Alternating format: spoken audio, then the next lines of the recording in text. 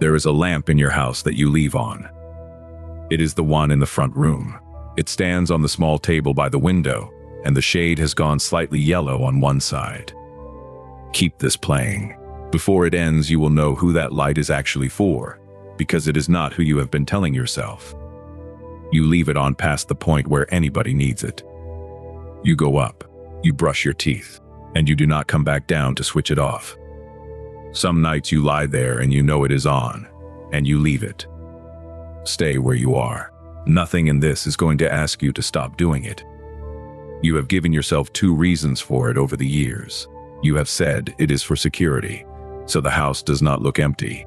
You have said it is only a small bulb. Neither of those is true, and you already know it, because there is one thing you do that gives it away. When the house is empty for a night, you switch it off before you go. Every time, without a thought. You have never once left that lamp burning for a house with nobody coming back to it. So it is not about the house looking lived in. It is about somebody arriving.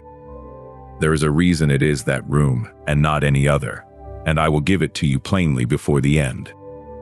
Before that, I want to lift something off you that you have carried for years. You have decided it is sentimental, that you are keeping a light on for somebody who is not coming through that door. You have thought about mentioning it and decided not to.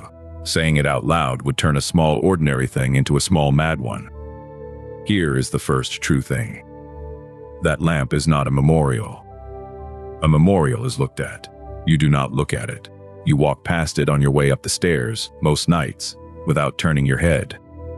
And a memorial does not get switched off when the house is empty. A memorial stays. You have never treated that lamp as a thing to be honored. You have treated it as a thing that is needed. Slow down here, because this is the point almost everyone gets the wrong way round. They assume the light is aimed at the past, that the person it waits for is the person who is gone. But run it forward instead of back. Who actually comes into that house after dark now? Somebody does. Somebody in your life still comes home last, on certain nights, and you know which nights those are without checking. You know roughly when. You have a sense of it, in your body, and you have never called it worry. You do not know when they will come in. That is the whole problem, and it is why a light is the only tool for it. You cannot wait up every night. You would be no use to anybody inside a month. You cannot ask them to text you. Asking makes it a rule, and a rule between 2 adults in one house is a different thing entirely. And you cannot leave the hall light on, because the hall light wakes people, and it is visible from the bedrooms. So there is exactly one thing in that house that can say what you want said. It works at any hour, it wakes nobody, and it asks nothing of anyone. You worked that out. You did not sit down and reason it.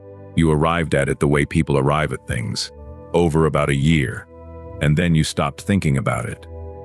Here is the second true thing. It is not for the one who left. It is for the one who is still here. You have been running a light for a living person, and you have never once said so. Not to them, not to anybody in the house, not to yourself in the clear words I am using now. Because saying it makes it a fuss. It turns a lamp into a conversation, and a conversation into a thing they have to answer. So instead you leave a bulb burning and let it do the whole job without anybody having to speak.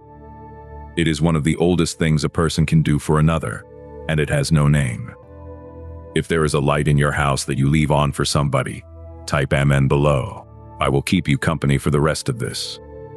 Stay a little longer. There is a layer beneath this one, and it explains why it is that particular room.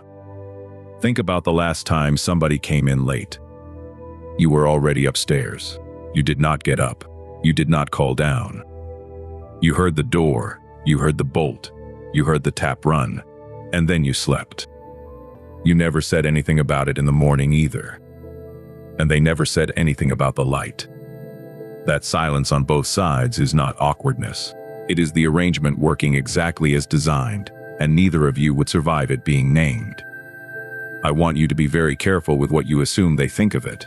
Nearly everybody gets this wrong too. You have assumed they have not noticed, that it is invisible to them, and that this is fine, and that this is even the point. In. Nothing in your house is unfinished. Out. Nothing about you is strange. In. That lamp is not grief. Out. It is a hand held out where nobody can see it. This turns once more, and the turn is a lamp in a very old book. Wait for it. Before we get there, let me go through your week with you, because I was in it. I have seen you buy the bulbs for that lamp 2 at a time, and put the spare in the drawer without thinking about why. I have seen you move a chair 6 inches, so the light would reach further out of the window. I have seen you get almost to the top of the stairs and stop, and stand there a second, and go on up without turning back. I have seen a visitor say you left a light on, and I have seen you say yes, without adding anything to it. Keep going down this list. One of these I am saving for the last minute of tonight. I have seen you leave a book open beside it so the room would not look like a room set up for waiting. I have seen you take the bulb down a notch in wattage 1 year and put it back up the next, without ever saying why either time. I have seen you notice a night when it had been switched off by somebody else, and switch it back on, and say nothing to anybody about it. I have seen you change nothing about that lamp when the clocks changed and the evenings got shorter. I have seen you notice, one night in July, that it was still light at 10, and switch it on anyway. I have seen you check that it is on from the pavement, from outside, before you got in the car. That last one is not a small thing. You looked at it from where somebody arriving would look at it. There are 4 more. The 4th is the one I want you holding when I stop talking. I have seen you leave it on for a night when you knew nobody was coming, because you had not been told for certain that nobody was coming. I have seen you keep it on through an argument in that house, when the 2 of you were not speaking. I have seen you turn off every other light in the house carefully, one by one, and leave that one. I have seen you replace the shade once, years ago, and choose the same color, so that it would look the same from the road. Now the old book. I told you there was a lamp in it, and it is the one nobody talks about. When I gave the instructions for the tent in the desert, I gave a rule about a light. The oil was to be pure, beaten from olives, brought by the people themselves, and the lamp was to be tended from evening until morning, before me, continually. Not lit for a service, not lit for a crowd, tended through the night, in a tent, in a desert, where the only ones awake were the ones tending it. Look at what that means. The light was not there to be seen by anybody who was arriving. Nobody was arriving. The camp was asleep. Here is the 3rd thing. The lamp was the whole job. The men given that task did not have a ceremony to perform. They had a wick to trim and oil to add and a night to get through. Their entire assignment was that a small flame should still be burning at dawn, and that nobody should have to think about it. And there is one more thing in that instruction that people read straight past. It says the oil comes from the people. Every family in that camp put something in, and not one of them ever saw the lamp. It was inside, behind a curtain, in the dark, and they never once looked at it. They gave oil for a light they would never stand in front of. That is what your house has been doing.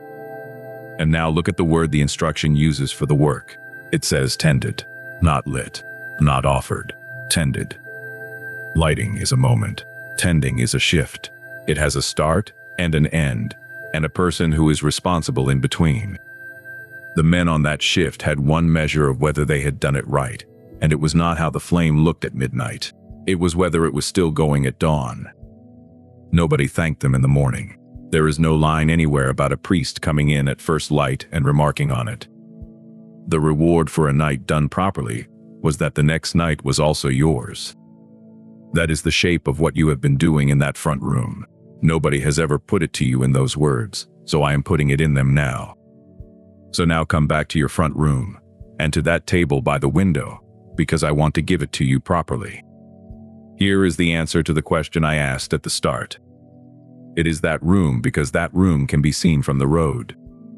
Not from the hall, not from the kitchen at the back.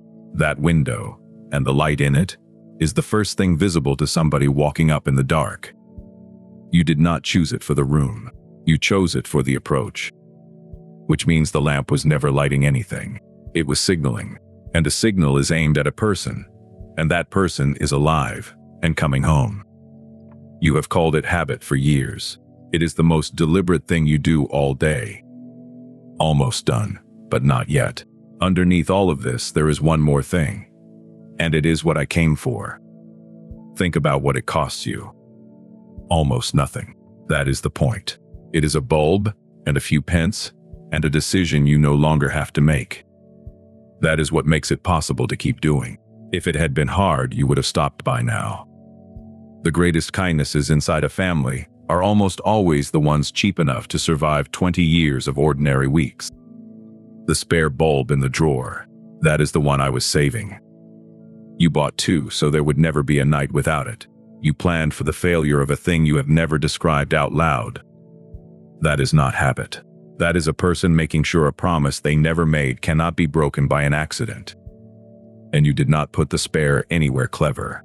You put it in the drawer nearest that room, so that a failure could be fixed in under a minute, in the dark, without going upstairs for anything. And it is the item on the list that gives you away, because somebody keeping a sentimental light does not buy a spare. Give me one more minute. What is left is why I came, and it is a single line in a single book. If these evenings are worth something to you, subscribe and stay with this. I put a new message here every day, and there is a stream of light running through all of them, and it comes out of a door that is standing open. Hold that. One more turn, and then I will let you sleep. Now, here is what I actually came to say tonight. There is a boy in that old book, sleeping in the temple, and I call his name in the night. And the writer has to tell you when it happened, and look at how he does it. He does not say the hour. He does not say the month. He writes, before the lamp of God went out. Read that again. The most important night of that boy's life is dated by a lamp that had not gone out yet. Somebody was still tending it. The night was not over. And in that window, while the flame was still up, I spoke. I could have called him at noon. I called him in the last hour that a lamp somewhere was still burning. So when you leave that light on and go up the stairs, understand what you are holding open. Not a memory, a window of time in which somebody can still be reached. And there is a part of this you have never once been told. I have never once wanted it switched off. I have been sitting with it.